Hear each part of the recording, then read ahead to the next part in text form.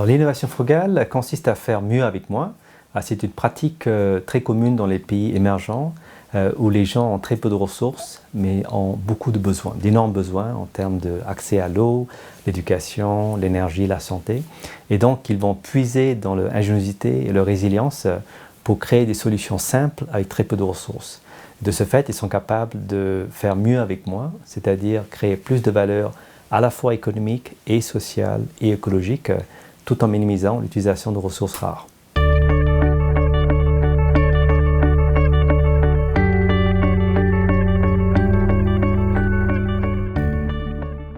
Alors moi j'habite dans la Silicon Valley où effectivement la mentalité des entrepreneurs est telle qu'on pense toujours à faire des choses plus complexes, de plus en plus sophistiquées. Pensez au iPhone, le prochain iPhone va coûter la bagatelle de $1000, qui est incroyable. Donc de plus en plus cher, de plus en plus complexe, alors que c'est l'opposé dans les pays émergents où les entrepreneurs essaient de trouver des solutions très simples mais aussi efficaces à moindre coût. Et justement, j'ai amené avec moi une innovation dont je peux montrer pour illustrer justement comment un entrepreneur est capable de faire mieux avec moins dans les pays du Sud. Alors ça, c'est effectivement un incubateur pour les bébés prématurés qui actuellement coûte dans les pays occidentaux $20 000 et nécessite l'électricité. Alors que dans les pays émergents, on n'a pas accès à l'électricité et $20 000 c'est beaucoup d'argent. Et donc par conséquent, il y a 4 étudiants de Stanford University en Californie qui ont conçu en fait cette couveuse, ça ressemble à un mini sac de couchage, pour justement garder les bébés prématurés à température constante et ça ne coûte uniquement que $200. Soit 1% du coût des incubateurs occidentaux. L'idée, c'est qu'on voit de plus en plus une collaboration entre les entrepreneurs des pays du Nord et du Sud qui s'adressent à ce que j'appelle des problèmes sans frontières. Que ce soit en santé, énergie, éducation, il n'y a plus un problème de ce qu'on appelle le first world, des pays du Nord ou du Sud. Prenez l'exemple de l'accès à l'eau, ou l'énergie ou l'éducation, c'est des problèmes en fait que toute l'humanité est confrontée.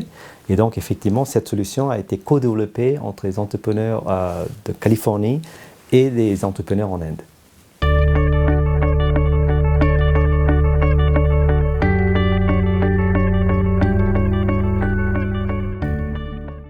Pourquoi faut-il reformuler le progrès? Parce qu'aujourd'hui, le progrès, on le mesure uniquement avec un indicateur, qui est un indicateur fétiche, qui est le PIB. Et donc, effectivement, on regarde toujours est-ce que le PIB monte ou pas. Et si ça ne monte pas, ça veut dire qu'il y a un problème. Et le problème, c'est qu'en fait, le PIB est vraiment un piètre indicateur de progrès social, écologique. Par exemple, si un nombre significant de gens sont diagnostiqués de cancer, le PIB va augmenter parce qu'on estime qu'ils vont dépenser davantage en santé. Et donc, ma recommandation, c'est qu'en fait, on élargisse pour justement avoir d'autres indicateurs qui mesurent non pas juste la croissance économique, mais le développement humain.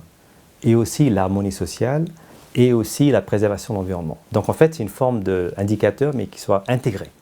Donc, et ça, je crois qu'il y a des pays comme le Bhoutan qui le font déjà, avec l'indicateur de happiness. Donc voilà, il y a la Costa Rica qui le fait. Et aussi intéressant, c'est que l'OCDE est en train de développer en fait ce qu'ils appellent le Quality of Life Index, pour justement commencer à mesurer même les pays riches, non pas en termes de croissance PIB, mais en termes de qualité de vie. Donc je crois qu'on va assister effectivement à une révolution dans comment on mesure le progrès, non pas de façon réductrice, vraiment d'un point de vue de croissance économique, mais d'un point de vue beaucoup plus global qui intègre la dimension humaine, sociale et écologique.